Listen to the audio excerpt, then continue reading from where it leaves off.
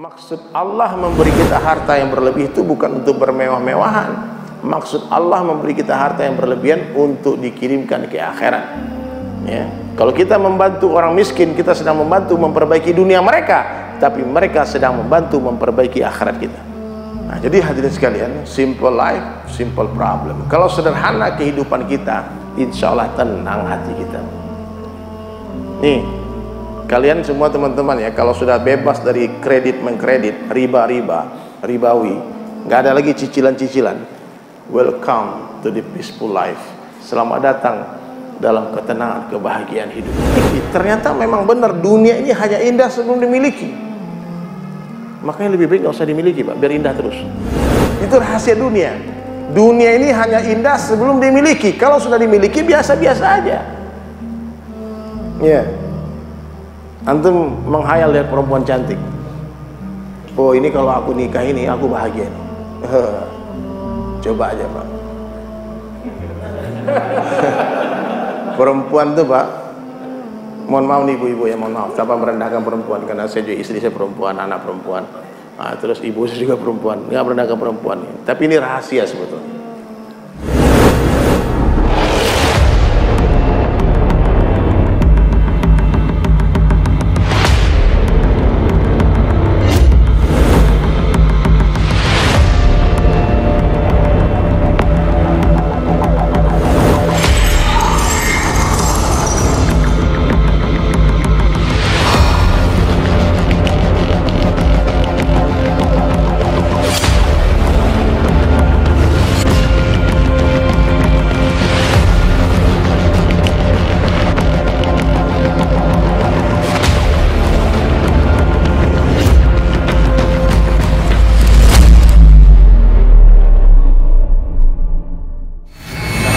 Utsman pun pernah menegur istrinya gara-gara sumbu lampu kebesaran. Kan satu orang sahabat miskin datang ke Rasulullah, ya Rasulullah, aku ingin ini, ingin itu, aku tolong ya Rasulullah, siapa yang bisa bantu aku? Kata Rasulullah, datang kepada Utsman, kau adukan keperluan hidupmu kepada Utsman. Lalu sahabat miskin datang ke rumah Sayyidina Utsman bin Affan radhiyallahu an. Sesampai di depan rumah Sayyidina Utsman, dia mendengar Sayyidina Utsman radhiyallahu an menasihati istrinya. Dikatakan, sayang, Dek, itu sumbu lampumu kebesaran, kecilkan, mubazir. Allah nggak suka orang mubazir. Itu sahabat miskin, Pak, mundur teratur, Pak. Dia bilang, wah, nggak bisa ini. Aku miskin, tak pernah aku tegur istriku masalah sumbu lampu. Ini Utsman ini pelit orangnya nih. Dia balikkan masjid, duduk lagi di masjid, jumpa Rasulullah. Kata Nabi, kenapa? Nggak jadi ya Rasulullah, nggak usah. Maksudmu? Saya nggak menyangka si Utsman itu sepelit itu. Kenapa? Masa sumbu lampu jadi tegur istrinya? Lalu kau bicara sama Utsman nggak? Nggak usah ya Rasulullah, nggak perlu, ngambul, Pak, nggak mau. Kata Nabi, kau balik lagi ke rumah Utsman, adukan keperluan hidupmu kepada Utsman. Jadi Nabi itu, Pak, menyuruh kita, boleh kita datang kepada orang yang kaya, yang suka hartanya diminta, boleh, Pak. Tapi orang kaya yang bakhil jangan datangi. Ada orang nih kaya, dia suka dimintai, boleh kita datang, kayak Sayyidina Utsman. Bahkan dia sengaja memakai baju-baju bagus supaya orang-orang miskin tak malu datang kepada dia untuk minta-minta. Niat dia begitu. Lalu kembalilah sahabat yang miskin tadi ke rumah Sayyidina Utsman dan menceritakan hajat dia. Apa kata Sayyidina Utsman kepada istrinya? Wahai istriku, berikan seluruh keperluan saudara kita ini, semuanya. Jadi bagi mereka 100.000 rupiah untuk perkara dunia adalah pemborosan, 100 miliar untuk perkara akhirat adalah kecerdasan. Paham, Pak? Maksud Allah memberi kita harta yang berlebih itu bukan untuk bermewah-mewahan. Maksud Allah memberi kita harta yang berlebihan untuk dikirimkan ke akhirat. Ya. Kalau kita membantu orang miskin, kita sedang membantu memperbaiki dunia mereka, tapi mereka sedang membantu memperbaiki akhirat kita. Nah, jadi hadirin sekalian, simple life, simple problem. Kalau sederhana kehidupan kita, insya Allah tenang hati kita. Nih, kalian semua teman-teman ya, kalau sudah bebas dari kredit mengkredit, ribawi, nggak ada lagi cicilan-cicilan. Welcome to the peaceful life. Selamat datang dalam ketenangan, kebahagiaan hidup. Ya, nggak usah punya mobil, nggak apa-apa daripada punya mobil dicicil. Hah? Kalian beli mobil mewah Pak, dicicil. Mobil mewah dicicil. Terus panggil teman kita nggak punya mobil, yang miskin. Bro, ayo naik mobil. Saya mau tanya, kira-kira yang menikmati mobil itu siapa Pak?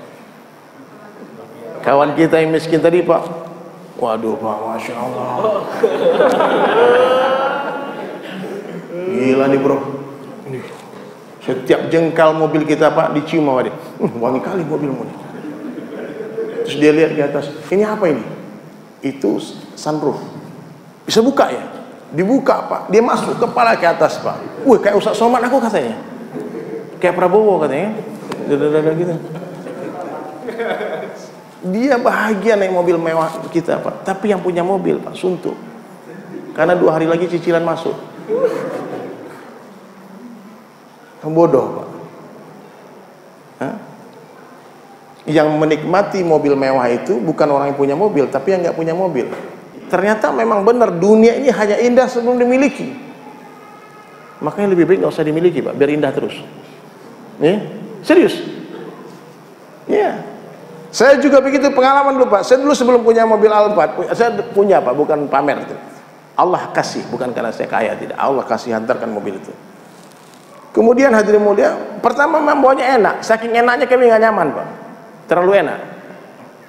Dibalikin sama orang yang memberikan hadiah itu. Kita nggak mau mobil ini. Akhirnya dia pakai aja Ustaz, ini buat dakwah. Kita pakai. Itu mobil hadirin mulia sekarang saya nggak tahu di tangan siapa mobil itu. Bergilir 1 tahun terakhir itu bergantian orang minjam. Bro, aku pinjam 1 bulan, mau pakai sebulan. Bukan disewakan, orang pakai aja. Biasa aja itu mobil Pak. Ternyata mobil itu indah sebelum dimiliki. Kalau udah dimiliki biasa-biasa aja. Coba aja. Paham? Itu rahasia dunia. Dunia ini hanya indah sebelum dimiliki. Kalau sudah dimiliki biasa-biasa aja. Ya. Antum menghayal lihat perempuan cantik. Oh ini kalau aku nikah ini aku bahagia nih. Coba aja Pak. Perempuan tuh Pak, mohon maaf nih ibu-ibu ya, mohon maaf tanpa merendahkan perempuan, karena saya juga istri saya perempuan, anak perempuan, terus ibu saya juga perempuan, nggak merendahkan perempuan ya. Tapi ini rahasia sebetulnya ya. Miss Universe tahu tuh, Putri Indonesia tahu. Jadi perempuan tercantik di dunia itu ternyata Pak, kentutnya bau. Iya, nggak percaya, tanya ibu-ibu. Kalian baru tahu aja, laki-laki yang paling ganteng di dunia itu Pak, kalau nggak sikat gigi 2 hari bau toilet mulu dia. Kalau dia nggak mandi, busuk.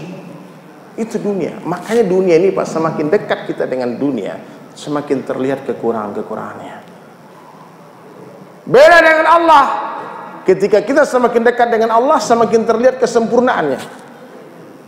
Maka orang yang beriman hidupnya tenang, bahagia terus, bahagia never end. Non-stop kebahagiaan orang beriman. Tapi kalau orang mencintai dunia Pak, semakin besar cinta kita kepada dunia, maka semakin besar kekecewaan yang akan menghantam kehidupan kita. Semakin besar harapan kita kepada makhluk, maka semakin besarlah kekecewaan yang akan menghantam kehidupan kita. Maka berharaplah hanya kepada Allah saja.